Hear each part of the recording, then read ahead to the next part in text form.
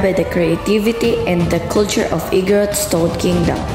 Explore the astonishing beauty of Baguio, a place that will stay with you long after you leave. Visit today and let the experience capture your heart. I'm Queen Jering Glende Dotero, representing Olongapo City at the Little Miss Panagbanga 2025. Maraming salamat po!